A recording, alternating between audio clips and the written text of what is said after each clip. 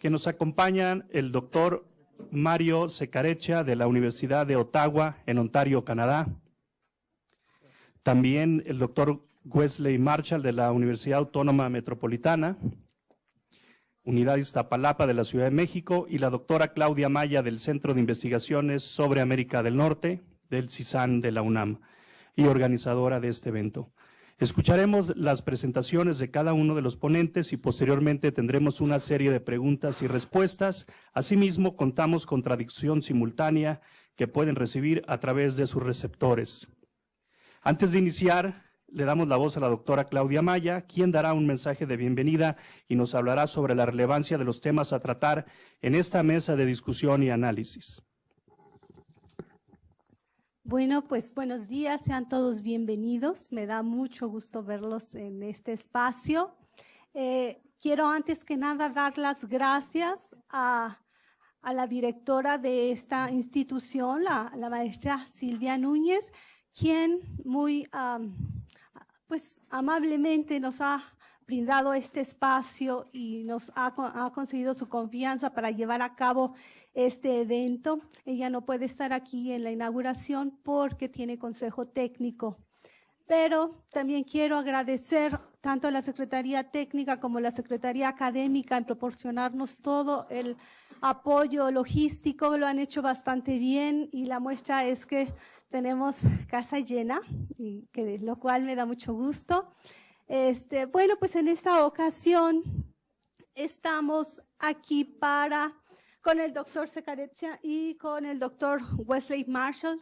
Son especialistas en el tema tanto de política económica de la FED como política económica en sus propios países. Este es un tema sumamente relevante, sobre todo por los tiempos que estamos viviendo, donde todo mundo tiene puestos los ojos en las decisiones de la FED, si sube o no sube la tasa de interés. Precisamente ayer decidió no subirla, por algo será, porque precisamente ha de considerar que no hay condiciones, se le están yendo de las manos sus previsiones y sus condiciones para seguir incrementando las tasas de interés. Y es precisamente por qué planeamos esta mesa, primero para entender, puesto que es un centro de investigaciones sobre América del Norte, necesitamos entender qué es lo que está sucediendo en estos países, qué consecuencias tiene la FED, las decisiones de la FED en cada uno de estos países y hacia dónde nos están llevando.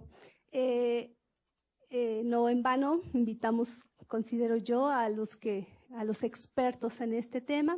Así es que, pues, sean todos bienvenidos, son privilegiados. Trajimos al doctor SECCARECCIA desde muy lejos y aprovechenlo al máximo. Entonces, pues quedamos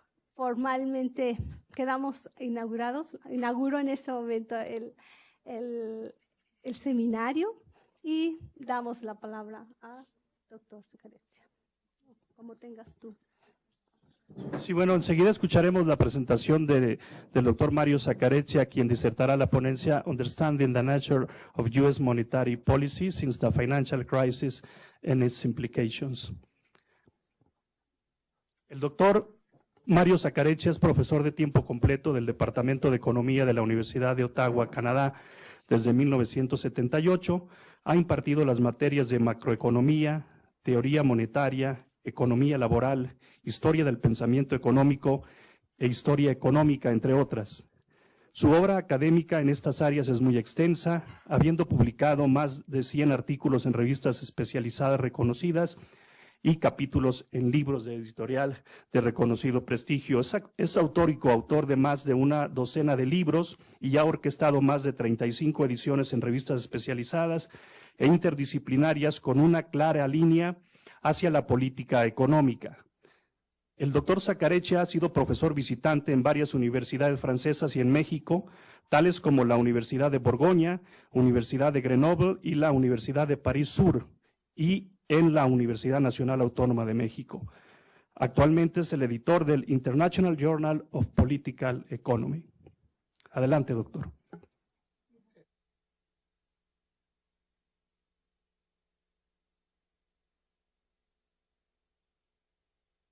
Okay. Okay. Now that I'll get it here. Okay. Thank you.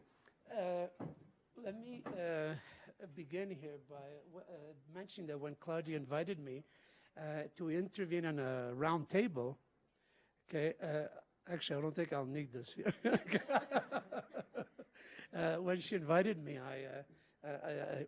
really graciously invited me, I must say that, you know, really. And then I didn't know who I was actually communicating with because I just discovered that we met some 8 years ago, okay? And it's one of these pleasant surprises of life, you know, that we do every once in a while encounter. So in that sense, I'm honored and it's a pleasure to be here. And I'm going to speak on something which, I mean, when she asked me initially, she says, well, I'd like you to talk about why is it that they're raising interest rates, you know, what's going on with the Fed rate in the U.S.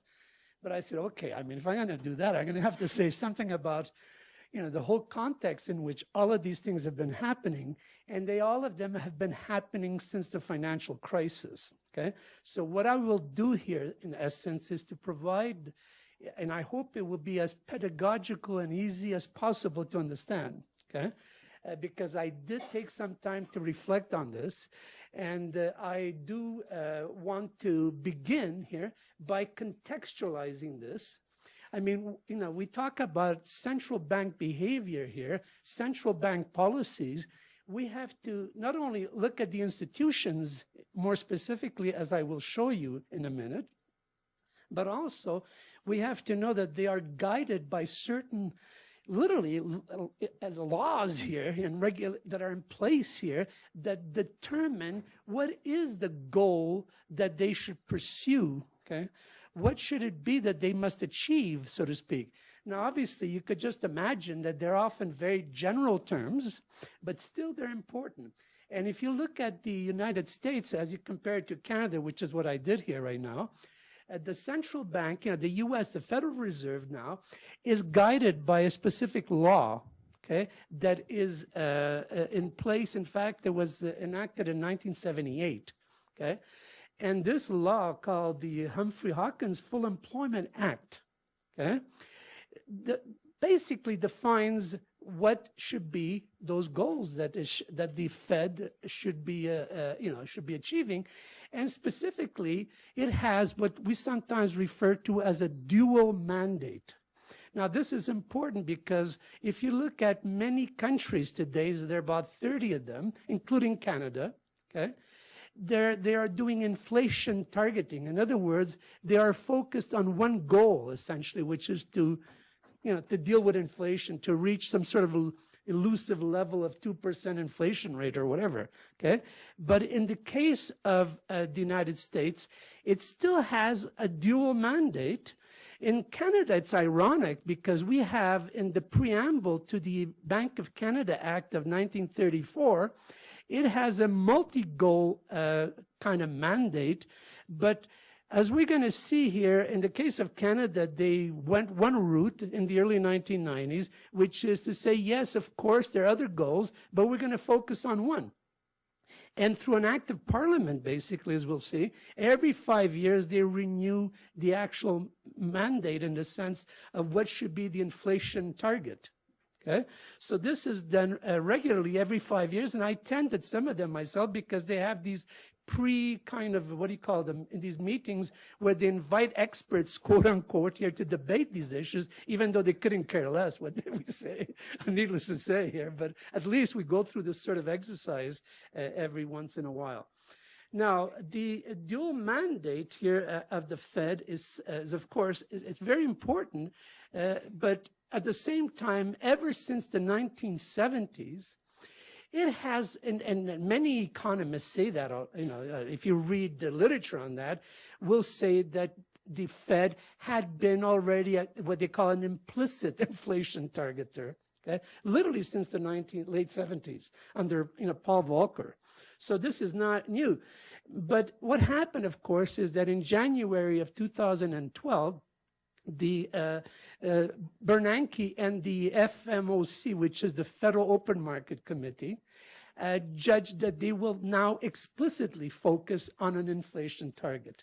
Now, that was new, but until then, they did not have that. They had a dual mandate. They must achieve high employment, okay, and low inflation in a sense, or price stability. Indeed, full employment, okay, whatever that means, as we're going to see. Now, although they haven't actually abandoned the mandate officially, as I said, what you do find is that there's a kind of hierarchy now of goals.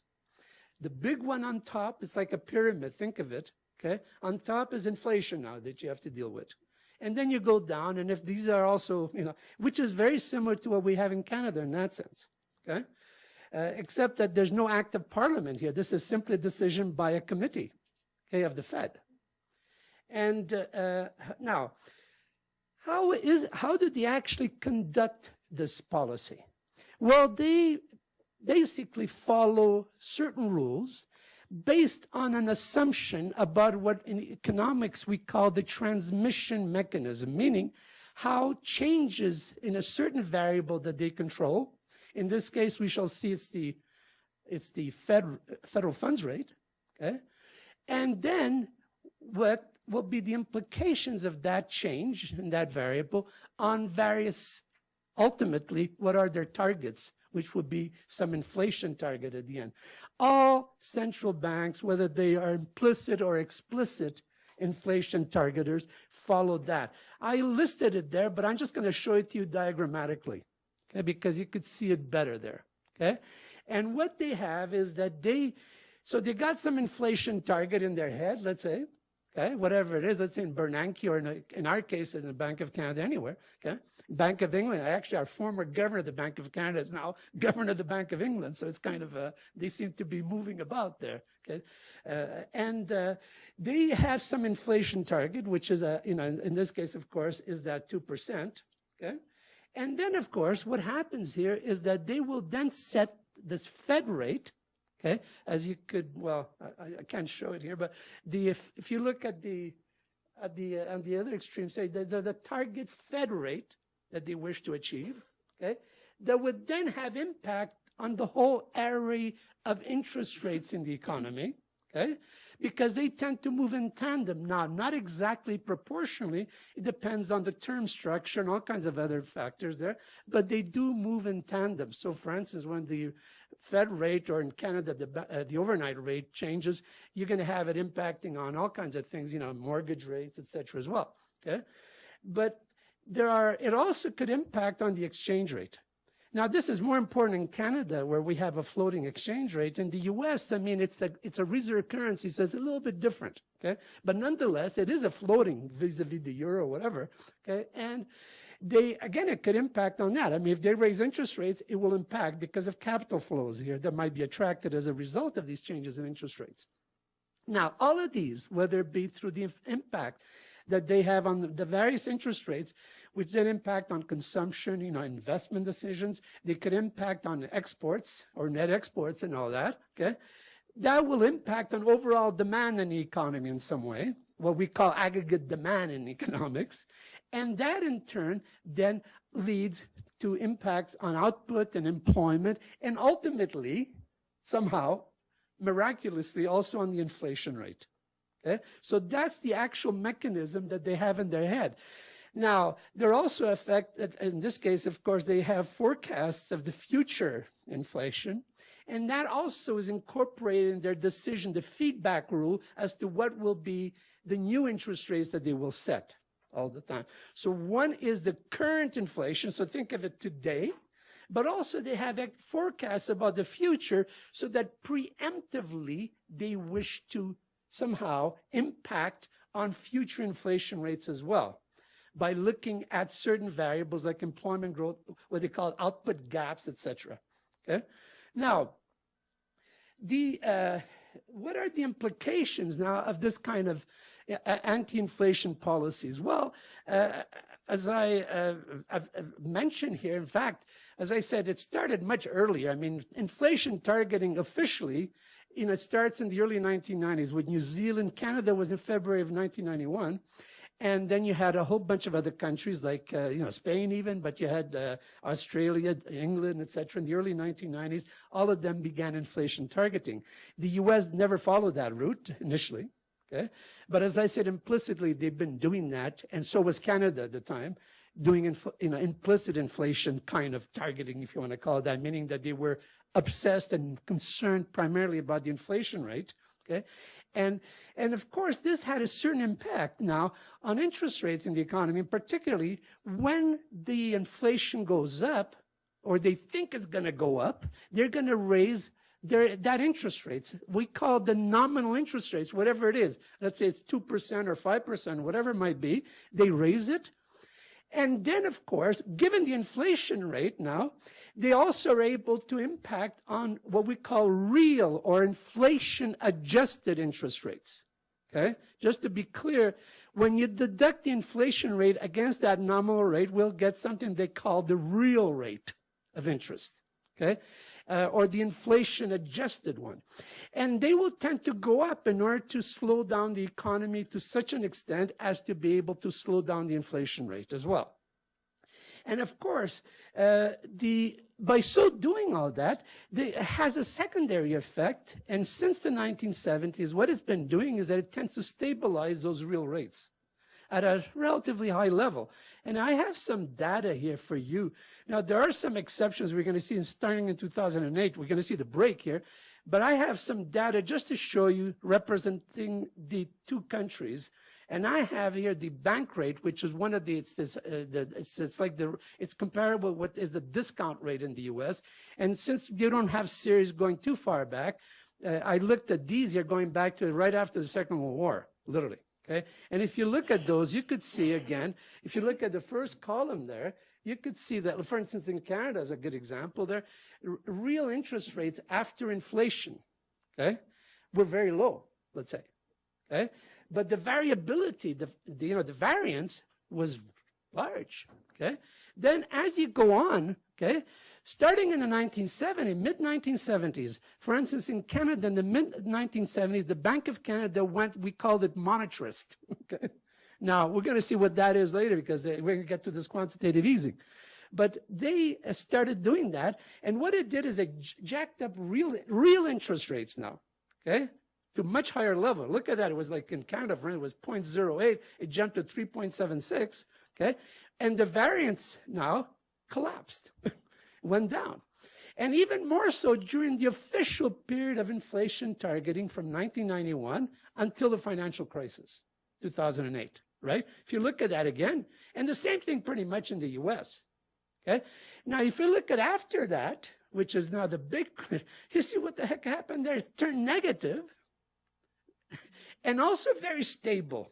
They pegged them at a very low level and just left them there practically. Okay? Now, we're going to see why all this, but the point here is that for that whole period initially of inflation targeting, they were indeed raising those real interest rates, which had all these consequences in terms of employment, unemployment, and all that as well. Okay? Now, in fact, you can look here.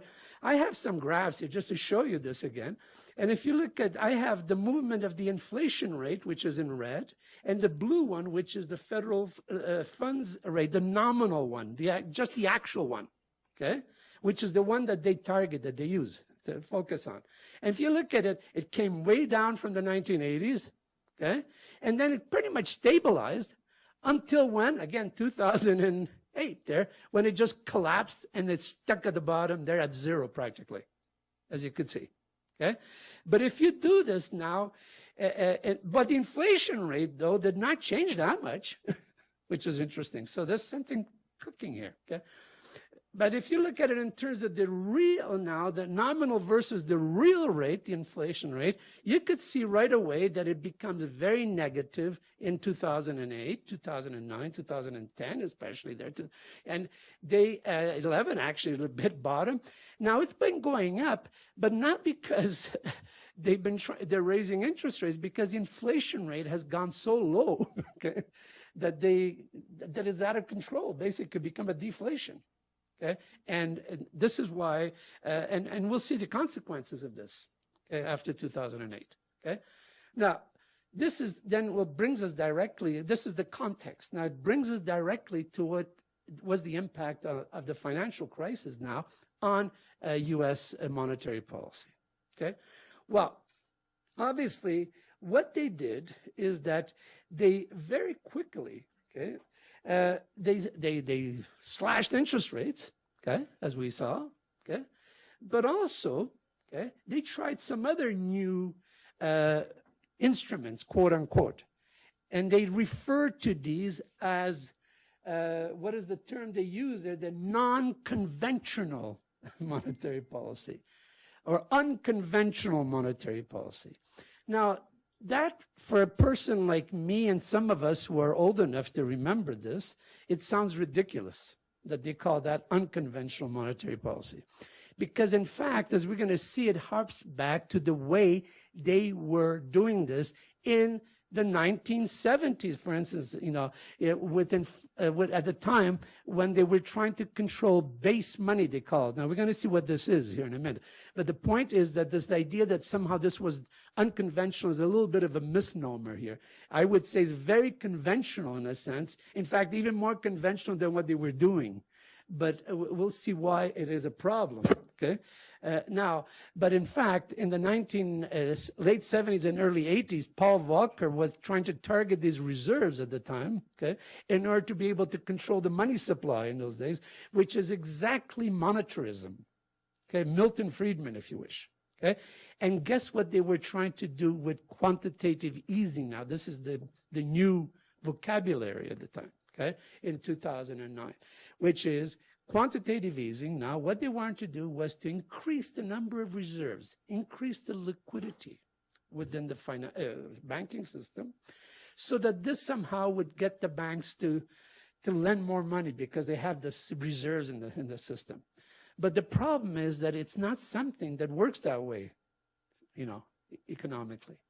And it doesn't work at all that way, meaning that banks are never constrained by reserves anyways, okay? I mean, in Canada, we have zero reserves. We actually did quantitative easing in Canada as well, by the way. We did it. We're going to see it. In the case of Canada, it was for a very short period, for about 15 months, between April 2009 and June 2010. In the U.S., it did it for what, 5-6 years there?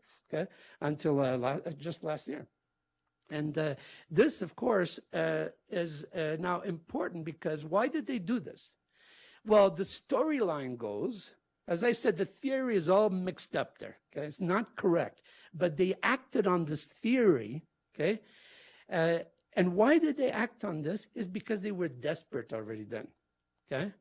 And it's in this kind of situation of desperation that they start to imagine things that they could do, even though, as I said, I don't think only, you know, well, people like me for sure, and many colleagues more in the heterodox kind of camp, none of them believed this, okay? But there were many diehard kind of monetarists, I call them, you know, people who, like Robert Barrow, I mean, my God, when he saw that they were, you know, it went, what, 600-fold, you know, as you know, they multiplied by 600 times the reserves from 2009 to 2014. And guess what? He was predicting hyperinflation. But look at the U.S., it's almost going into a deflation. So we know this is an absurdity, okay? But the theory was that they picked, they kind of imported this theory. Why? Because, as I said, the old theory, which was just to control the rate of interest, that couldn't work anymore. Why? Because they hit the lower bound. I mean, when you get to zero nominal interest rate, you can't go any lower nominally. Now, could you go lower in real, that is inflation adjusted? Yes, you could, but only if you could get the inflation rate up. Now, how do you do that? Okay. So what did they think of? Oh, maybe we could try this again, which, as I said, it's an old idea of the 1970s and 80s. It's Milton Friedman again with helicopter money, okay, coming in and hoping that this would drive the inflation rate up, basically, okay? Now, and as I say here, it was a kind of monetary policy of desperation. I emphasize that because it didn't make any sense for anybody who studies this more carefully. Even our own governor of the Bank of Canada at the time, who's now the governor of the Bank of England, did not take it seriously. Okay? So I know that this is something which it happened in the U.S. the way it did. Okay? Now, as I said, the actual QE was a very simple and naive idea. Okay? And and this is based on this kind of view of banks, which is very misleading and wrong, I would say. Okay? And it's based on the wrong theory. Obviously, you're going to get what? The wrong results. At the end, we're going to see. There are going to be all kinds of problems here. Okay? Now, one of the things that it did, though, however, is that it brought the federal funds rate to practically zero. Okay? Now, how does this work? Okay? Well, I mean, as we're going to see now, it's going to work in a certain way. But in the meantime, they had to do something else also. Okay? As we're going to see, they had to start paying interest on those reserves. Because if they didn't, the banks were going ballistic because they were losing even more money. They were making lower profits as a result of this policy. And I'll explain why or during the discussion when we'll have more time, perhaps. Now, what did they do with QE? Well, they started buying up. I mean, they started in March of 2009, okay? And it went, they went through 3 phases. I don't have time to go through the 3 phases, but I could tell you broadly, okay? The first phase had probably less to do with trying to get the inflation rate up as it was to save the banks initially. Why? Because they were buying mostly mortgage-backed securities. Why is that important? Well, because as you know, they already had the TARP that preceded it in 2008. As you remember, they bailed out the banks, okay, at a huge sum. But then there were so many of these toxic assets in the banking sector that residually were there that needed to be also removed. And how do you do that? Well, you can't tell the public that that's what we're going to continue to do when they were spending already so much here, okay? And what did they do instead? They came up with this QE, and I think it's a lot more to do with that than about monetarism initially, okay?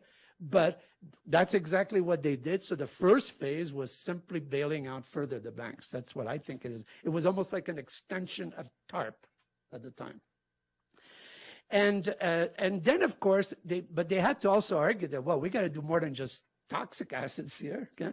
So they started also buying up, treasury bonds or treasury bills, okay?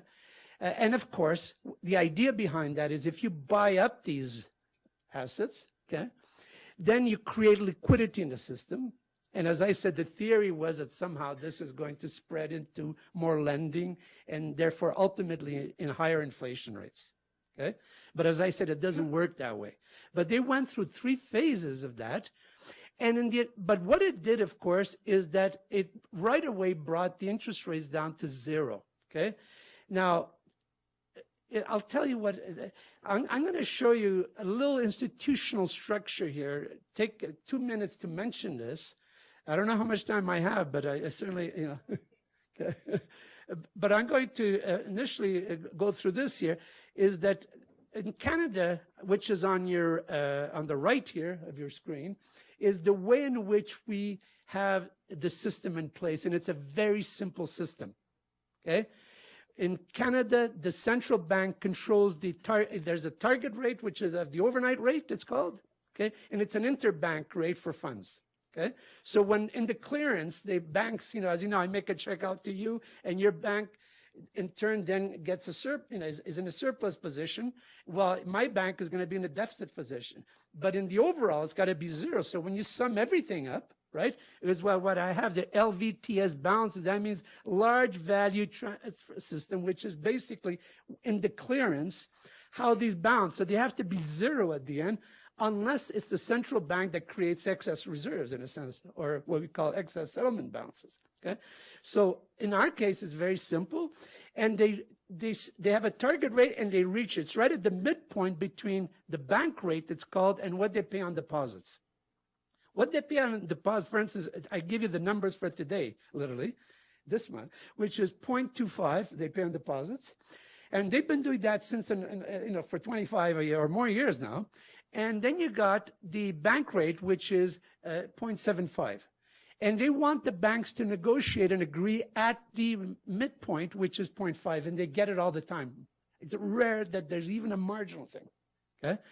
And I won't go through all the reasons for that, but I will just say that they're able to do that very efficiently, okay, with this corridor system. In the U.S., instead, it's a much more confusing thing, okay? Because they've been changing this, and right now obviously there's the Federal Reserve discount rate, which is similar to our bank rate, okay, where they borrow at the discount window. When no banks want to lend to the bank and they're in need of cash, they must go to the discount window, okay? And as a lender of last resort. And in the case of, but they also pay interest on, this is the other thing, interest on bank reserves. And then there's the federal funds rate, and then they also pay interest on other financial institutions. So there's a kind of two-layer thing. And right now, I'll just give you the numbers there, but they have a hard time meeting their target because of the layered system. Okay? I will not go through the whole thing, but I could tell you here, take my word, which is that they have a harder time than in case of Canada, okay, to reach that goal. Okay? But they are trying to get in there, somewhere. And right now it's 0.38, which is now, needless to say, they got the interest rates down to zero. When you inundate them with all these excess balances, actually to go back, you got to shift. Even in Canada, when they tried it initially for a short period, that LVTL balance shifted to, in this case, to the right, because you're going to have all of a sudden excess balances that they can't get rid of it. It's like a hot potato. Somebody has to hold it somewhere, okay? Because they can't get rid of it, the banks. It's got to be neutralized by the central bank or by the government running a surplus by vacuuming, sucking it out of the system. Otherwise, they can't get rid of it. And that's the whole ridiculous thing about monetarism, that they don't understand this. Okay? Now, in any case, this is what they did. And it didn't work, as you know, very well. And they've given up that, really, because it didn't work. But what they did now, this is over the very short period, just in the last few months. This is where it comes to why the heck did they raise this interest rate? I mean, what's going on there?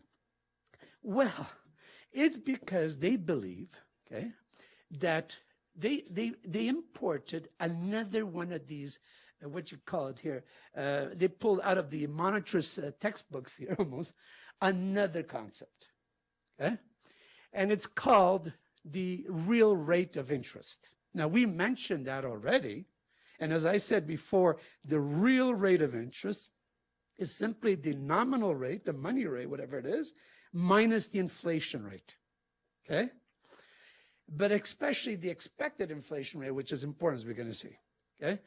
Now, if you look, I have an equation. It's not very complicated here, okay? It's a definition, okay? It says that. If you rewrite that equation around, you got that the expected inflation, okay, or the inflation, is equal to the nominal rate minus the real rate, right?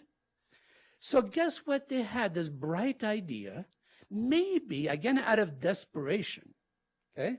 They did what? They raised the nominal rate now, because they say, well, if there's a constant real rate, that will mean that everybody now, these agents in the financial markets, will expect the inflation rate to be going up, and therefore start spending more, and it will lead to higher inflation. But again, it's like almost you might as well be in front of a totem pole and pray that this is how it's going to happen, okay? And they are, in fact, doing that. And that is in the United States. That's why they raised it. They tripled it over a period of a month, from what it was in November to what it was in December, on the basis of that. In some other countries, instead, they have been doing all in Europe, as you know. Instead, they're trying to get negative interest rates. Negative nominal interest rates, not real. Okay? I will, in the discussion, we could talk about it because I'm over the limit already. But I will, take a number of other questions. I'd be happy to hear. I mean, look at the federal funds rate, how it went up. Okay? It jumped up all of a sudden there in December. Okay? And anyways, I'll leave it at that. But I mean, obviously, all this conventional, so-called unconventional policy is very conventional. Okay?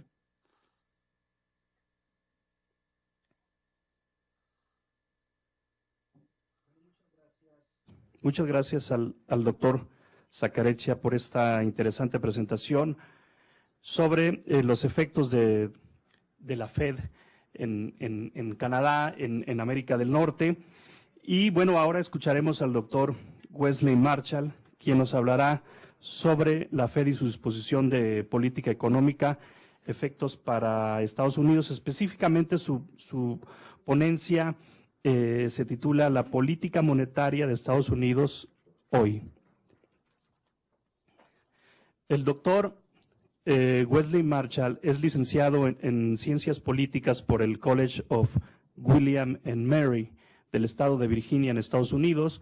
Recibió su doctorado en estudios latinoamericanos por la Universidad Nacional Autónoma de México y realizó una estancia de postdoctorado en la Facultad de Economía de la UNAM. Actualmente se desempeña como profesor investigador de tiempo completo en la Universidad Autónoma Metropolitana, UAM-IZTAPALAPA, y es miembro del Sistema Nacional de Investigadores.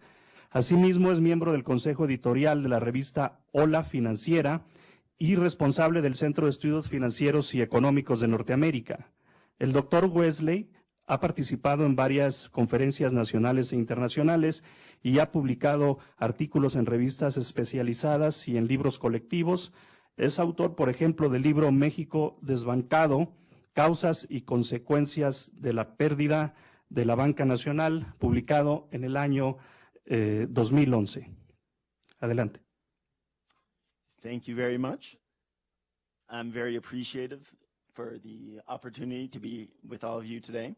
Many thanks to my esteemed colleagues, Claudia, Roberto, and Mario. It's an honor to go after Mario. What I'm going to try to do is sort of parallel his presentation, but in a bit of a dumbed down way, because I'm a bit of a dumber guy than Mario. All jokes aside, this is I'm going to try to mirror it in some ways, but try to make it so it is complementary and not just stepping on Mario's toes. So what I'll focus on to begin with is, what is the Fed doing right now, and what could it be doing? My hypothesis is they are trying to impose deflation on the overall economy while bailing out the banks and inflating the value of some financial assets, mostly in the stock market, as a, I would have to say, extremely classist political economy, favoring really the 1% while hurting the 99%, as these terms have become more accepted in the United States. I really agree with everything that Mario said, because it's the truth, and there's not, it's tough to disagree with it without looking like a complete moron. But as Mario said, these people who are running the Fed and the academic theory to which they subscribe is, thank you, is idiotic. And they are getting things wrong unintentionally. They're intentionally getting things wrong. As Mario said, the last time that they tried to impose deflation on the U.S. economy and the British economy was the monetarist experiments of the very late 70s, very early 80s, to which Milton Friedman had a very open participation and intellectual imposition over. And once those experiments were over in 82, Friedman says, whoops, got it wrong, sorry. And now they're doing it again, and they will say, whoops, we got it again, wrong, sorry. For a little break in español, están navegando con la bandera de idiotas. But it's not true. They're not idiots. So, it was nice to see the definition explicitly written out of the Fed's dual mandate, because when we focus on what the Fed could do today to end the crisis, to restore not only the American economy, but all the other economies who are dependent on it back to a root of growth, the Fed actually does have some very powerful tools that it has not used. But those are, if we go to the explicit quote, it says to regulate credit. Now, regulating credit, it is often presented as using the Fed's monetary tools to influence the interest rate. But the Fed is also the most important regulator of banks in the United States, and the banks are the reason why we got into the crisis and why we can't get out of it. So, first thing the Fed could do is enforce criminal laws in the United States and send a lot of these bankers to jail and have their banks broken up and sold off to smaller competitors. Everything is in place for this to happen. It would not imply any chaos. It has happened with many other banks. This is a political decision not to do it. And we can see that political decision most clearly manifested in the too big to prosecute precedent, which was set, as we all know here, by HSBC's money laundering, both in Mexico, Iran, North Korea, all of those nice places in the world. The other thing it could do is employ its anti-monopoly powers. In the United States right now, we have 4 banks which sell 95% of all derivatives. That is certainly a monopolistic market. If you go to the shadow banking system, it is a monopolistic market. And the Fed does have the power to break that up, and that certainly would be healthy. But far from supporting smaller banks, as the Fed perhaps, or as the Fed did much more actively before the 70s. Now we have the too big to fail precedent, whereas all big banks are protected. So there's no discipline of the law or the market, and what we get are zombie banks. So the Fed could do something on all of those fronts. And it could also, there are a few other things that I won't get into for time's sake. It has instead focused on its operations, such as quantitative easing and the much more mechanical monetarist operations. And here I want to go over the same terrain as Mario did, but again, hopefully in a different way to act as a complement. And here I want to start with the theory that's behind quantitative easing, which I completely agree is monetarism. It's today sold as new Keynesianism by authors that we've all heard of, like Krugman and Bernanke. Bernanke was an author before he was an official. The most entertaining moments of Bernanke are certainly when he was an official author. So, for the monetarists, and here I am including Krugman and Bernanke, there are a few articles of faith or axioms that they always must follow. And these are that money is ex ante, that it must be worked for in order for it to exist, that money is exogenous, that it comes top down from our officials and filters down through the rest of the economy. So if we could picture it as sort of a pyramid, we have the central bank at the top, then we have commercial banks, then we have businesses and enterprises, businesses and households. So what the monetarists say is that if we can basically cram money down from the top and into the rest of the economy. And this is because for them, money is neutral. Doesn't matter where it goes, what part of the system it goes into. If the central bank puts $1 into the economy, it should get 1 out or even more in production. But as Mario said, that's not how the economy works, and they know it, and they're getting it wrong on purpose. A lot of people, well, we'll start with, it's tough to say whether Ben Bernanke or Benjamin Strong were historically the most Wall Street centered central bankers. Benjamin Strong died in, I think, 1928 and was very, very closely connected to J.P. Morgan. And for obvious reasons was a historical favorite of our monetarists such as Milton Friedman.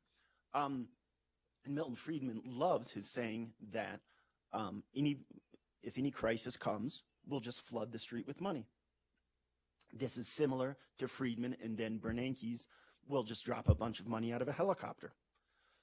Now they think, or they don't think, but they tell us that if we drop money from a helicopter, we'll just drop it into, well, here's the big difference, and here's why money is not neutral. It makes a huge difference whether we drop the money directly into the vaults of commercial banks or if we drop money over the country as a whole. Now, if we drop money over the country as a whole, that's called fiscal policy. If we drop money into the banks, it's called monetary policy. And money is not neutral because imagine here in Mexico, in the United States, if we just doubled the pension for all of our senior citizens, we would undeniably have greater employment, production, growth, with, I think, a frictionless intervention of the state. However, as we've seen from many years of quantitative easing in the United States and even more in Japan, if you drop it into bank vaults, it just stays there. And that is why, as Mario well said, in its original form, another interesting note about quantitative easing, many people attribute it to Japan.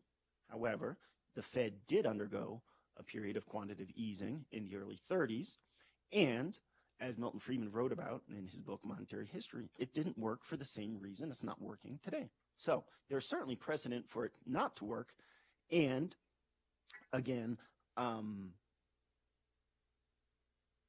the only reason why it's not working is, well, okay. The other point I wanted to make, which I had here somewhere, but the mechanical ways of actually imposing deflation. In the 1970s, we had Volcker using, as Mario said, targeting the quantity. Well, they're pretty slippery eels on that one as well. They weren't really targeting the quantity either, but they said they were targeting the quantity and sort of did. But, yeah. But if we go back to today, we can see how that, again, is not working. And when we get to the zero bound limit, I think there's another way that we can think about this as well. And I always like the car metaphor for thinking of the state and government, people. And I also like the car metaphor for the mechanisms that the central bank has. And I would like to say that the central bank has a very effective brake, but it has a faulty accelerator, whereas fiscal policy has a good accelerator and a good brake. So if we want to accelerate the economy, we have to get money into the motor. Now, where I was saying central bank, commercial banks, business households, let's consider business households the motor. We want to get them the money. So if we use fiscal policy, we push the accelerator and just give people more money. It's that easy. And then they'll spend it, increasing production, increasing investment, and then with that increased economic activity, we can take a part of that initial investment and pay it back. That's fiscal policy. That's why we need deficits, to get the ball rolling, and it will always get paid back if we do it right and under the right circumstances. Whereas, so there the accelerator works, and the brake would be if the economy is, or the motor is going too fast, we just raise taxes. No problem. It's very, very simple and easy. Now with monetary policy, when we have economic growth above zero, in interest rates above zero, then it is very easy, and the central banks can use the brake with great efficacy. Now, as we start to reach the liquidity trap in the lower limits, that means as the motor of the economy is no longer running, then our brake is useless.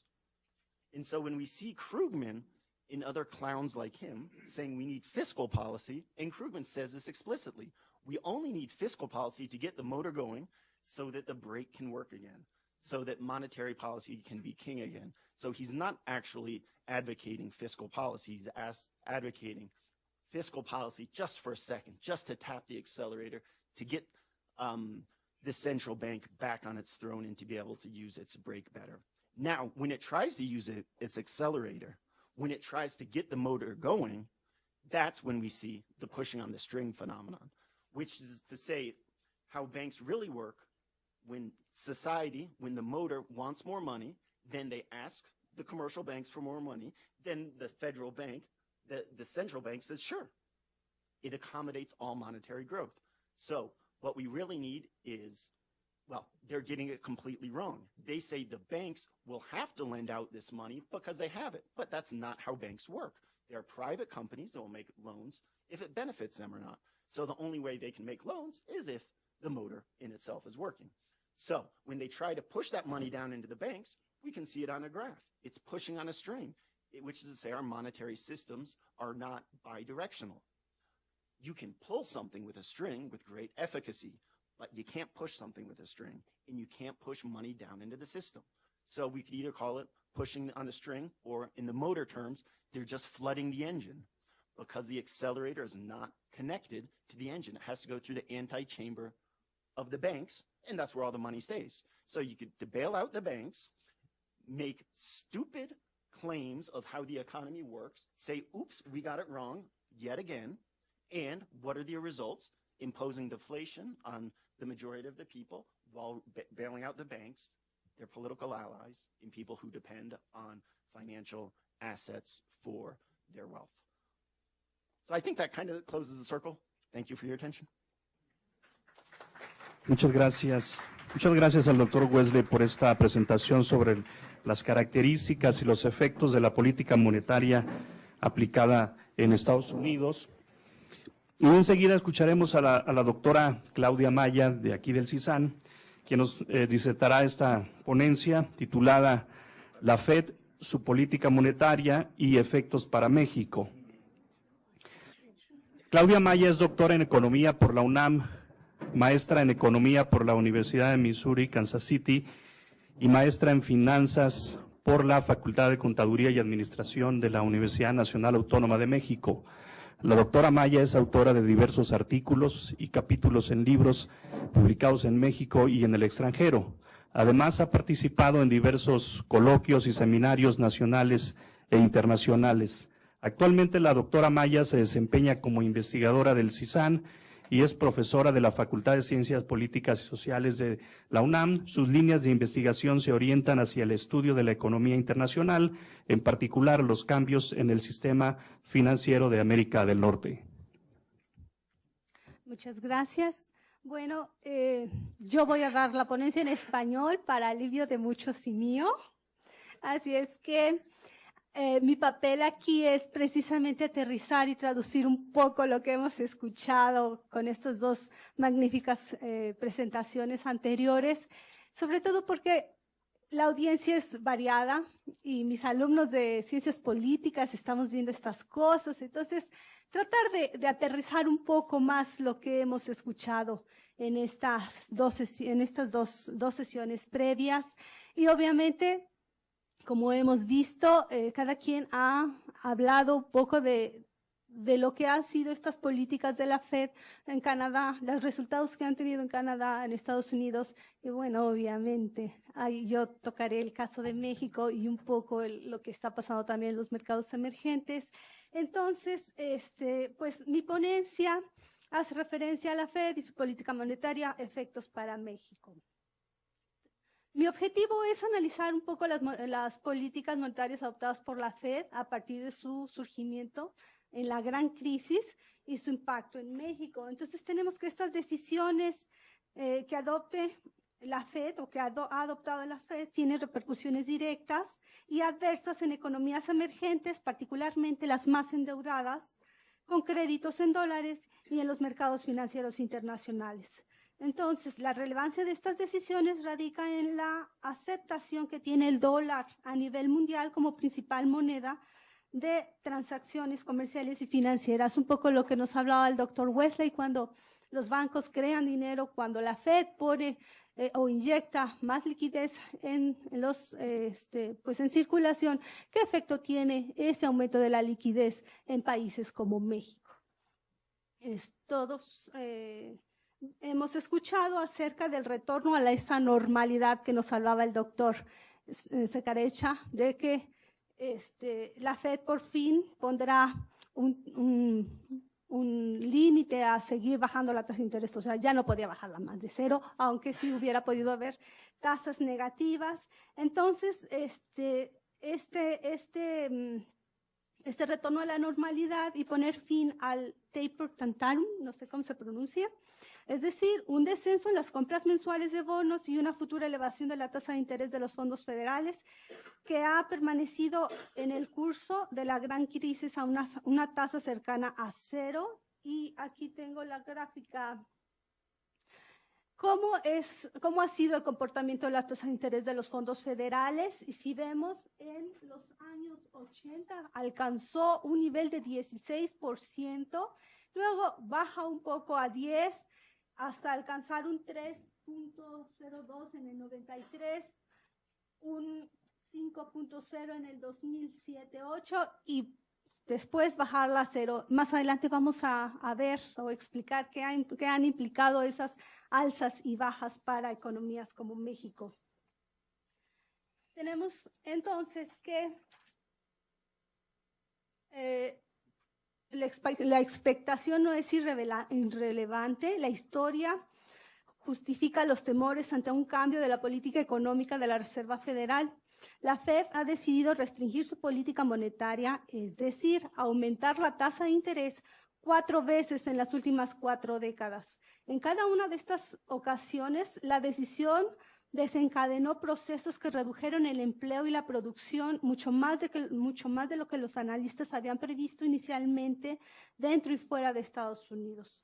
Actualmente, ante el eventual ajuste de las tasas de interés, la memoria viva de los destrozos financieros creados particularmente en los mercados emergentes de América Latina, del cual México es parte, alertan sobre el riesgo de que la historia se repita, sobre todo en las economías que registran una gran exposición en dólares y fuerte afluencia de capitales. Entonces tenemos que en los últimos 35 años las decisiones de política monetaria por parte de la Fed han modificado el curso de los flujos de capitales hacia las economías emergentes de América Latina, alentando la entrada masiva o fuertes fugas de capitales, como lo vamos a ver en esta gráfica. Ahí, bueno, déjenme ver. Aquí tenemos cómo ha sido el endeudamiento de los mercados emergentes. Esta gráfica la debemos haber puesto, digamos, a la par, con 2 ejes distintos. El efecto que tendría la reducción de las tasas de interés y el crecimiento del endeudamiento en los mercados emergentes. Vale decir que, aunque en un principio, bajo esta lógica de la teoría monetaria, que el incrementar, más bien que el exceder o llenar de liquidez los mercados dentro de Estados Unidos, esto generaría o activaría la demanda efectiva. Sin embargo, lo que hizo fue inyectar de liquidez los mercados para que los bancos o las mayores instituciones financieras en Estados Unidos hicieran colocaciones fuera. Entonces, esto se ve reflejado claramente en un endeudamiento masivo de los países emergentes a la par que Estados Unidos bajaba sus tasas de interés. Y en el caso de México, podemos ver cómo también México se ve inundado de estos dólares a través de la entrada de inversión extranjera en cartera. Y es muy claro para mí verlo como en el 2008 teníamos, son millones de dólares, serían 5.614 millones de dólares de entrada de inversión extranjera en cartera, y cómo después de que empiezan a bajar las tasas de interés, México se convierte en uno de los principales receptores de dólares y empieza a crecer la entrada de esta inversión, particularmente en cartera, ¿no? Y en el 2015, ya desde el 2014, desde finales de 2014, 2015, y ni se diga en el 2016, esta inversión se ha retirado. Es decir, no ha habido ese volumen de flujos que empezó con la reducción de las tasas de interés, sino que también ha habido una fuerte fuga de capitales que han desestabilizado la economía mexicana y en general las economías emergentes. Tenemos que los hechos nos demuestran la estrecha correspondencia entre los cambios de política monetaria de la FED, principalmente las variaciones en las tasas de interés y las crisis financieras en la región. Esto ha sido ampliamente abordado por investigadoras que hoy tengo el privilegio de contemplar aquí. El primer episodio lo tuvimos con la crisis de deuda de 1982. Aquí no aparece en mi gráfica, cuando Paul Volcker, al frente de la Reserva Federal, promovió el aumento de las tasas de fondos federales para reducir la inflación doméstica y evitar el sobrecalentamiento de la economía. Así pasando del 12%, el 11.2% en 1979 al 16.39% en 1981, la primera gráfica que vimos, con consecuencias obviamente con consecuencias devastadoras económicas y financieras para México y el resto de los países emergentes. El siguiente episodio de crisis se presenta a mediados de los años 90, cuando la misma FED, con Alan Greenspan al frente, promovió la actividad de titulación de activos por parte de inversionistas institucionales y bancos de inversión, creando una gran burbuja de colocación de bonos con expectativas de rentabilidad en dólares a muy corto plazo en países locales como México, originando así la primera gran crisis de titulación del siglo XXI, así se le llamó, en diciembre de 1994. Y posteriormente, con la sucesiva salida de capitales y reducción del PIB, en la segunda mitad de la década de los 90, ¿no? Greenspan, al poner el freno a la política monetaria, comprobó que incluso un pequeño ajuste de las alzas, es decir, aunque sea un cuarto de punto de alzas de las tasas de interés, podía tener un gran efecto sobre los precios de los activos financieros de corto y largo plazo, así como en los costos de deuda de las firmas domésticas. También en países emergentes se vieron devastadas ante esta acción presentando agudas quiebras financieras de firmas con grandes cantidades de deuda en moneda extranjera a lo largo de los años 90. Es decir, estos han sido los efectos que los movimientos de las tasas de interés por parte de la FED han generado en países como México. Y obviamente el episodio más reciente ocurre en el 2007, con efectos demoledores mayormente para las economías desarrolladas, con epicentro en Estados Unidos y con consecuencia en un largo proceso de desregulación financiera, aunado a la comercialización de enormes volúmenes de transacciones financieras basadas en la titulación de activos inmobiliarios sin precedente, en condiciones de alta volatilidad y riesgo que las políticas de la FED fomentaban. Y los grandes bancos de inversión, inversionistas institucionales y otras instituciones financieras fueron las responsables de poner al mundo de rodillas ante el riesgo de un colapso financiero global. Aunque la FED siempre habla de anteponer sus objetivos domésticos, la toma de decisiones de política monetaria está en función de los inversionistas institucionales y de Wall Street. Esto no hay que perderlo de vista. Por eso es que no cuadra la teoría con la realidad. Es muy obvio el vínculo que existe entre la propia FED y los grandes actores financieros internacionales, como lo decía el doctor WESLEY. La FED es uno de los principales organismos en promover la regulación, desregulación, pero a la vez de promover políticas monetarias que les sean favorables. Entonces, independientemente de las consecuencias que puedan arrojar al resto del mundo. Entonces, es obvio que al ser el dólar la moneda de reserva mundial, cualquier movimiento en su valor afecta a toda la economía del planeta. La caída del comercio en 2015, según la UNCTAD, y la crisis financiera en el pasado verano, con la volatilidad en las bolsas mundiales con máximos históricos solamente superadas por la quiebra de Lehman Brothers, obligan a la FED, digámoslo así, a ser un poco más cautelosa con sus políticas, con sus movimientos de política monetaria. Tenemos también que ¿cómo han sido estas políticas? Ya las escuchamos muy bien explicadas, pero en español, ¿qué es lo que ha hecho la FED? Entonces, tenemos que al inicio de la crisis y ante la obstrucción de los mercados financieros, la FED dispuso de enormes cantidades de liquidez hacia el sistema financiero estadounidense y redujo las tasas de referencia muy cercana a cero, situándola en diciembre del 2008 en 0.25%.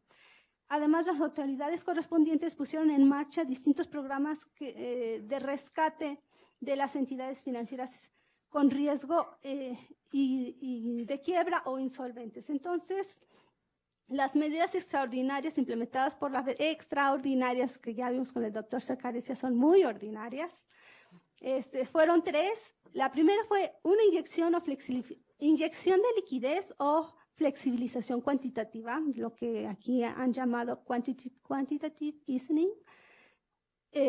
Con esta acción se incrementó el balance de los bancos centrales a través de un incremento en la base monetaria sin que se incrementara el riesgo de la expansión del crédito. O sea, es decir, el Banco Central inyectó liquidez comprando títulos de deuda pública a las entidades financieras. La siguiente política que hizo fue una expansión cuantitativa de base del balance, expansión cuantitativa del balance. Esta política transfiere el riesgo al Banco Central al momento de comprar activos a las firmas, reduciendo la posibilidad de insolvencia. Es decir, el Banco Central ofrece créditos limpios a las entidades financieras a cambio de activos de menor calidad. Y la tercera política, que van juntas, pero bueno, la estoy catalogando como una tercera, que es la compra de deuda de manera directa a las empresas, imprimiendo moneda, aumentando así el dinero en circulación y reduciendo las tasas de interés para poder mantener la política de quantitative easing. Esto nos crea un problema, porque el hecho de que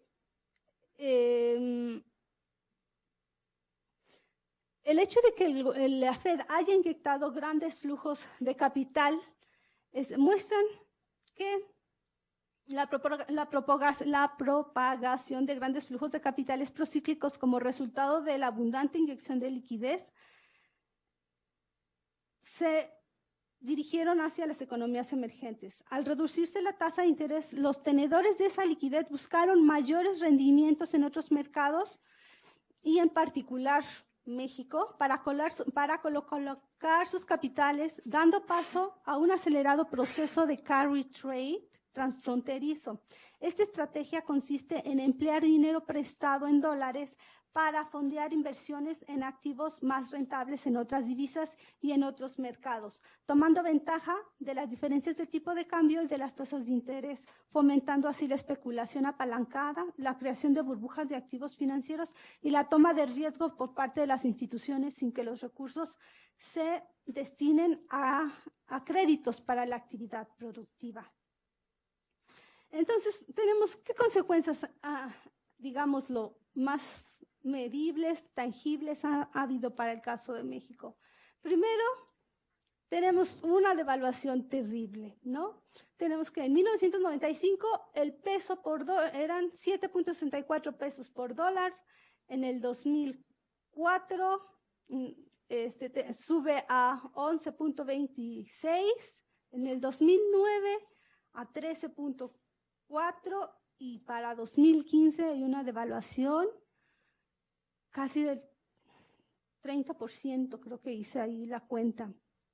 No, fue del 2014, de 14 pesos al 2015, casi fue del 30%.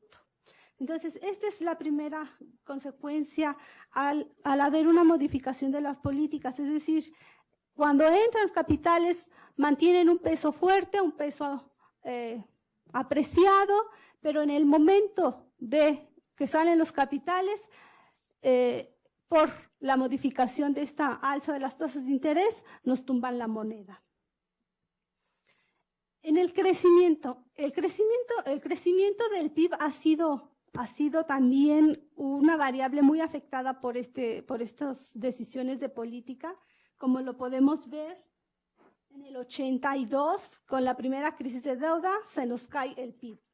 terriblemente. En el 86, con el crack bursátil, también México se ve muy afectado. En el 95 tenemos la crisis tequila y otra gran caída del PIB.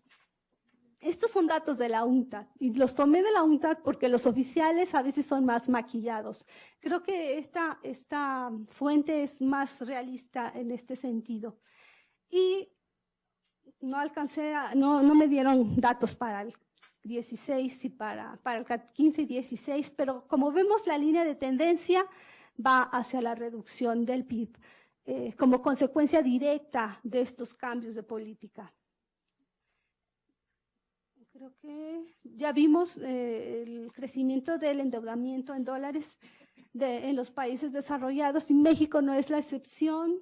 Ya no terminé de hacer esa gráfica, pero también los más expuestos, digamos, a estos cambios de política son los agentes endeudados en moneda extranjera, no solamente por la devaluación, sino también por, en un momento dado, la estringencia de liquidez en el momento que los capitales salen. Y bueno, esta es un poquito, no necesariamente toda la traducción, pero lo traté de aterrizar y hacerlo lo más accesible para la audiencia. Y con esto termino, les damos paso a las preguntas. Sí, muchas gracias. Muchas gracias a la doctora Claudia Maya por esta presentación muy interesante sobre la política monetaria de la Fed y sus efectos para México.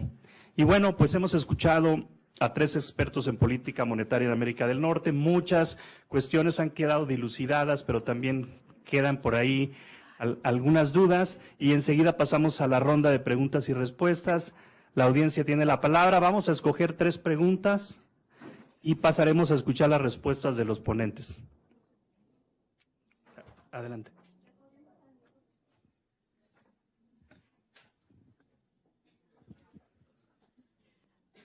Hi, my name is Juana Maria Vázquez. I am not an economist.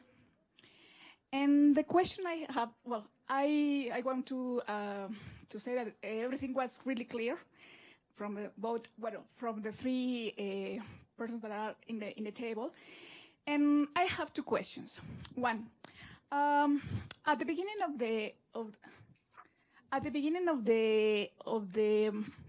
the speech, you show us in your graphics that the first mandate of the Fed was to full employment and the stability. Plus, obviously, they have to fight the inflation. But my question here is, why are they targeting into the inflation rate when they have another mandate that is obviously clear and obviously more important for the rest of the society? I can understand that there are a lot of interest from enterprises or firms or corporations, but why are they not paying attention to this? And second, this is for the both of you. Professor WESLEY and Professor SECCARECCIA. I do really understand that they are not stupid people, the authorities, that they are trying these monetary policies. But is there any explanation about why they are acting the way they are doing? They are acting, and what are the political consequences besides the ones that we have in economy? But I would like to know what is your viewpoint regarding these aspects, because what they are trying to do. There are many assumptions, but I would like to know what are your point of view. Muy bien, muchas gracias. Otra pregunta. Vamos a recoger 2 más. A favor de levantar la mano si tienen alguna pregunta. Aquí adelante tenemos, por favor, Sí, adelante. Bueno, sí, a Mario. Planteas en las conclusiones que la Fed debió... No, pero las pusiste aquí. Es por eso que no te aplaudimos, porque no sabíamos si terminaste. Entonces dijimos, bueno, ¿qué pasó? Ya le pasaron el micrófono a Wesley cuando teníamos que darte muchos aplausos.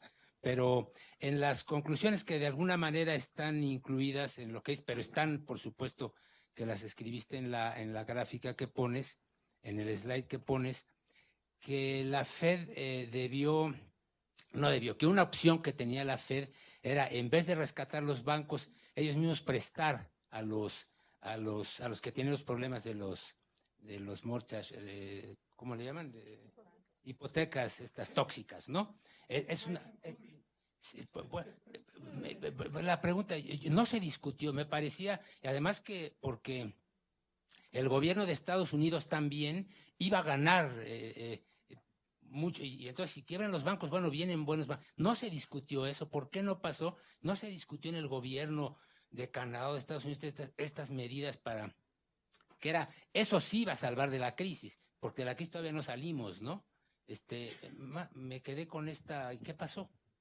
¿Verdad? Muy bien. ¿Hay alguna otra pregunta en la audiencia? Si no tienen alguna, pueden levantar la mano. No veo nada. Entonces pasamos. Aquí adelante. Aquí la doctora, por favor. Bueno, yo quiero felicitar a los tres panelistas. Me pareció una exposición muy útil y complementaria todos los aspectos que se tomaron en política monetaria y sus consecuencias.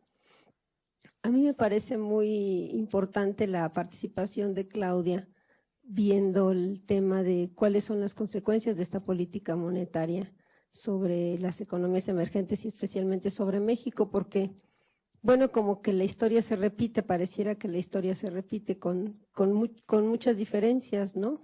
En 1982 como deuda pública, en 1994 como colocaciones de cartera, y en 2014-15 como endeudamiento privado, externo y privado. Pero de todas formas es sorprendente, muy sorprendente la forma en que ha aumentado la deuda externa total de todas las economías emergentes a partir de la crisis. O sea, son menos de 10 años de crisis financiera internacional, y la deuda externa de estas economías emergentes casi se duplica, triplica.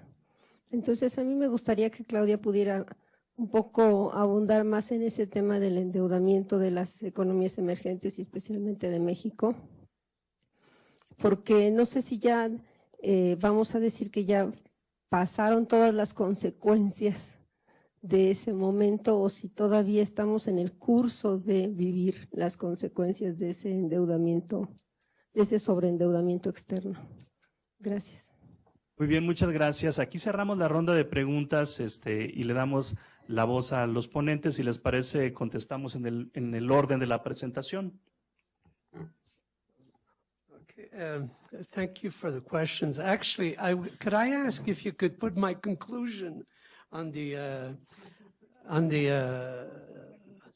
if you could go back on the screen there with that, if it's possible. Just get to the conclusion, because I went through exactly, actually, I kind of referred to some of the issues that, of course, Wesley also went about to discuss.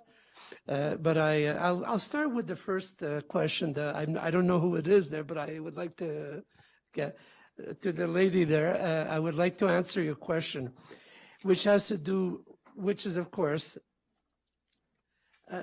one, why is it that they're so fixated on inflation and not unemployment, or, well, that is a question I've always asked myself as well. And the answer that I've always, I'll give you a good example. They have a 2% target for the inflation rate. And I've asked the question exactly to not only our politicians in Canada, but even to our own governor of the central bank, okay? Why is it that they cannot pin something on some percentage unemployment that they should achieve as well, Okay? I mean, it seems rather obvious, you know. In fact, there was a time when, if you go back, and I know personally in the case of Canada, we had commitments to full employment. That changed subsequently. And you know what's the answer to that? Now, there's a political answer I will give you afterwards, but I'll give you the actual answer that the governor, for instance, would give. Okay? And the answer is very simple. They argue that if we could get inflation rate to a low and steady level, this will solve all the problems because we'll get to the natural rate of unemployment. Okay? That's the answer, which is that, you know, of course, you know, everything will solve itself out. Okay? Now, the reality is not that. Okay? They want that unemployment rate to be relatively high than what it used to be. Okay? Because, of course, as we know very well, unemployment is a disciplining device. Okay? And indeed, I've always argued that inflation targeting is one specific type of incomes policies that were pursued after the 1970s. Some of you who are old enough might know that in the 1960s, way back, even in the US, we had it in Canada, they had it in Britain, other countries, they were pursuing incomes policies, which in either were guideposts, you know, there were guidelines that they would set up, certain norms that they would establish, okay? Or indeed, it would be, you know, for wage growth, for instance, etc. Or indeed, in some cases, they were compulsory, like under Nixon, for instance, in the early 1970s. Okay? Or we had in Canada as well in the mid-70s. Now, these types of incomes policies were problematic because, in fact, one is that there were guideposts, so the trade unions, whoever would have to, you know, would have to agree to that. Okay? And they could just say, forget it, I'm not interested. Okay? Or if they were compulsory, they would have legal problems, legal wrangling in the courts, in the tribunals. Because, of course, it denied free collective bargaining if they made them compulsory. They had huge problems with those. And guess what? And I've studied this very carefully. When they first introduced inflation targeting, I've written on that literally. When they introduced inflation targeting in New Zealand, that was the first country that introduced it, they never even imagined doing what they actually ended up doing. They started initially to control wage growth in the public sector. They had problems with that, and therefore they decided, let's try a new tool, which is to get the governor of the Central Bank of the Federal of New Zealand, in this case, to establish, in this case, an inflation target. Why? Because they thought that would somehow be more credible, okay, and it would ultimately lead to the private, sector, agents, so to speak, to incorporate that in their expectations and their way of considering future inflation. Okay? Now, also, and very important, the tool of inflation targeting is much more efficient than incomes policy in some way, because not only does it give a guideline, but if they don't follow it, the central bank will hit them not with the carrot initially, but with the stick now, because what they will do is they'll raise interest rates. Now think for a moment what that means. They raise the income of one group, in this case, rentiers, investors, in order to discipline, to squeeze the incomes of another group, let's say the workers in this case. So you could see the consequences of this. It's a particular type of incomes policy that is in fact quite efficient. Okay? Now, so that's very important to understand. So that's why, as I said, that's the real reason, I think. Now, why? Then you ask the question, are they stupid or not? No, they're not stupid, but they do have beliefs, though, that guides them. I mean, it's like, it's almost like you think of it in a religious kind of idea. You believe in certain things, and it guides you whether or not it's real. And sometimes people do act that way. And I'm not going to say that Bernanke is guided by any almost religious favor about monetarism or something. Okay? No. And I don't think it's that stupid, except that what it was, and I remember I said that earlier, quantitative easing, what it was initially was another way to extend the TARP policy that was implemented. That's what was the real thing about it. In fact, in the three, only in the second QE did they not. They purchased treasury bills only. But why did they purchase treasury bill? Because the theory says that you must do that. In fact, they wanted to get the commercial banks to do it. Now, why did they go and purchase MBSs, they're mortgage-backed securities at the time? Why did they buy those instead? Well, because, of course, many of these are investment bankers now. We're holding these things. And they don't do any commercial banking activities. But it is true, of course, that in the case of the commercial banks, often they're universal banks nowadays. So they do a little bit of both. So you could say that. But it is a bit ironic that they were buying these MBSs when, in fact, the theory doesn't say that, even in the monetarist theory. So you could see the answer to that one. Now the conclusion, so that's the answer for why.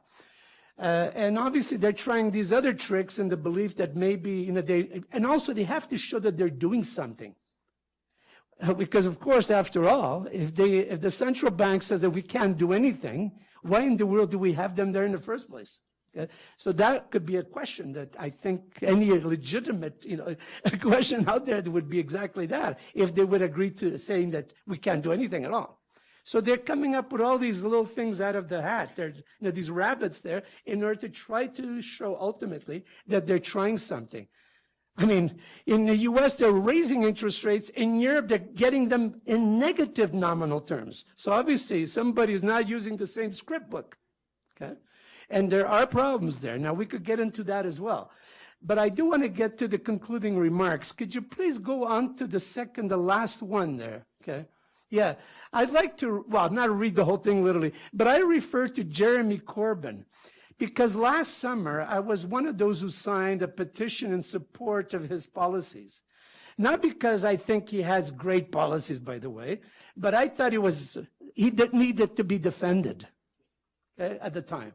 Okay, and Jeremy Corbyn got elected as the leader of the Labour Party, and he's getting into all kind of trouble right now. But he was pushing for the idea of people's QE, he called it, people's quantitative easing. Now, what the heck is that? Well, what it is, in fact, is fiscal policy, as Wesley said very clearly. Okay. Now, in fact, let me explain to you here what it means here. You talk about cost effectiveness. They spend literally just for quantitative easing, it was 4.5 almost, or 4 point something anyways, trillion dollars just for quantitative easing. That kind of money, they could have advanced it to these poor people who were getting foreclosures at the subprime period when they started with the subprime crisis in 2007. If they would have done it then, spent, I would say 1/10 of that even, they would have never had a financial crisis. They would never have had a great recession. And they would never have spent all this nonsense money that they did spend right now. So the question then is, why is it that they did this? It's just, okay? Well, the answer, in fact, by the way, I got it in part from Larry Summers. I was at a conference by the Institute for New Economic Thinking in April of 2011. And I spoke some stuff there, but one of the speakers at the dinner, we had a big dinner, and one of the keynote speakers was Larry Summers at the time. Now, I've seen him on other occasions at these INET conferences. Okay? But at that one, it's very interesting what he said. He talked about his period when he was the head of the Council of Economic Advisors under Obama at the time. He was the head at that time. And he advised that they should do much stronger fiscal policy. Okay? That's what he defended. Now, do I believe the guy? I don't know. Okay? He was arguing that we missed the boat, he said literally. We had the chance to stop at the time, in 2008, we had the chance to really block the recession from happening and to kickstart the economy. But why did we not do it? Well, he blames the Republican because there's almost all the Republicans at the time were against running a big deficit. Okay? Instead, and also he says, even within the Democrat Party there at the time, about half of them were against running a big deficit. There was only the left of the party that was in favor of it. And he says because of that, they ended up doing something that did not really generate enough spending in the system. Okay? And get to that point. Okay? So in a sense, that's the answer why, I think. Now, was that what is actually the truth about it? I don't know. But I don't think it was a complete lie what he was saying, because it sounded as if, because he himself has been arguing in favor, just like Paul Krugman, in favor of fiscal policy. Now, for what reasons? Yes, for exactly, they believe only in a kind of short-term measure here. They don't have a kind of belief that the stuff that I've been arguing, which is long-term public investment policies that are sustained by deficit spending, even permanently if you have to. Because after all, that's not a problem the way I see it. Okay? But so in that sense, Wesley's absolutely right. But even in the context of their analysis, where deficit spending should be something that you do temporarily to get the economy back on track, he argued at the time that they couldn't do enough because there was not enough political support in favor of that. Okay? In 2008. And one last mention I'd like to say also is that it is true that the only effect that might be positive to quantitative easing was to spread that money out into the rest of the world.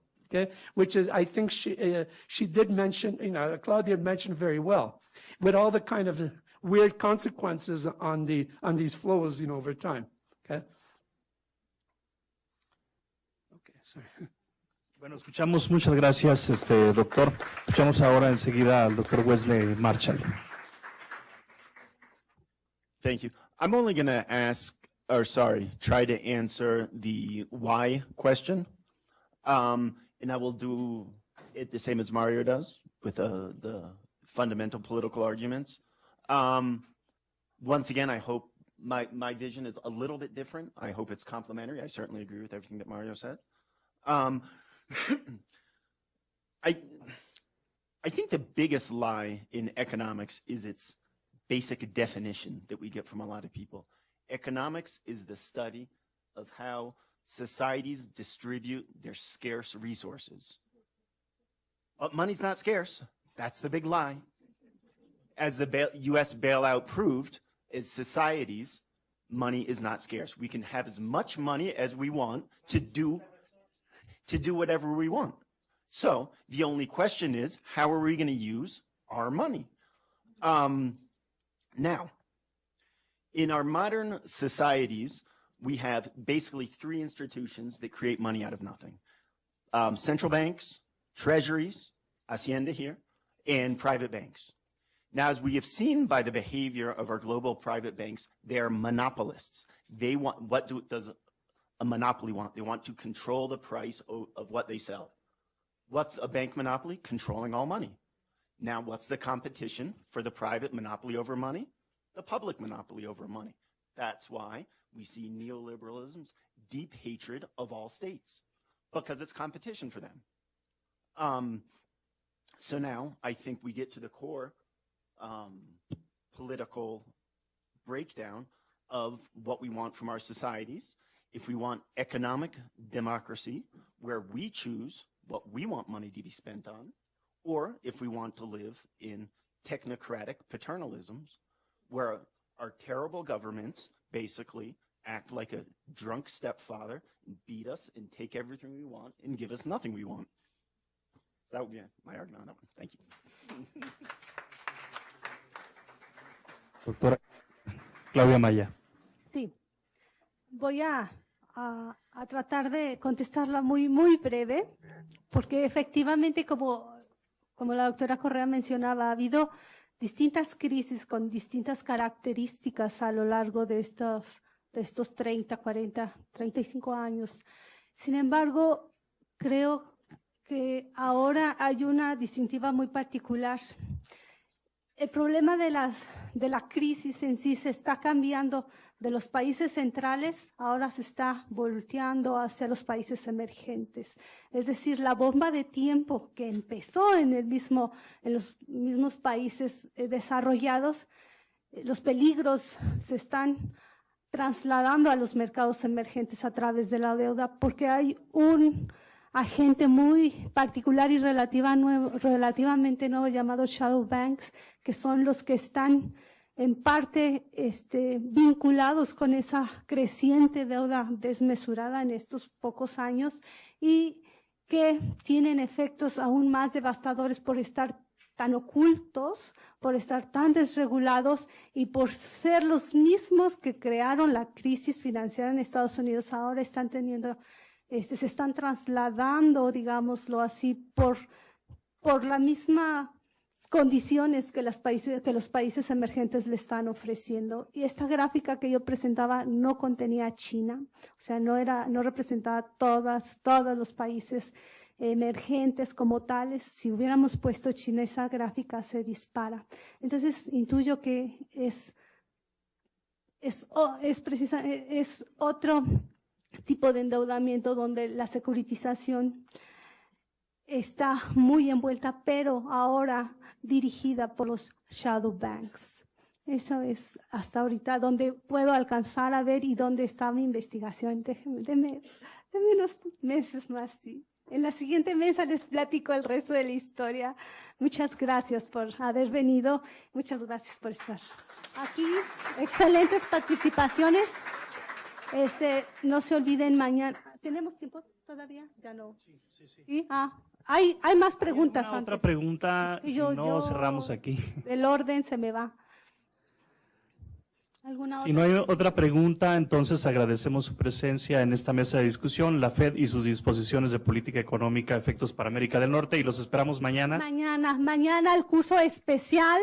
Es un privilegio tener aquí a uno de los grandes expertos en este tema. Por favor, no lo desperdiciemos. Mañana a las 10 de la mañana empezamos un curso sobre financiarización. Hay constancias y si nos da tiempo se las va a firmar el propio doctor SECCARECCIA. Así es que, por favor, aquí los esperamos y es gratis, chicos. Ustedes estarían pagando mucho dinero por eso. Bueno, muy bien.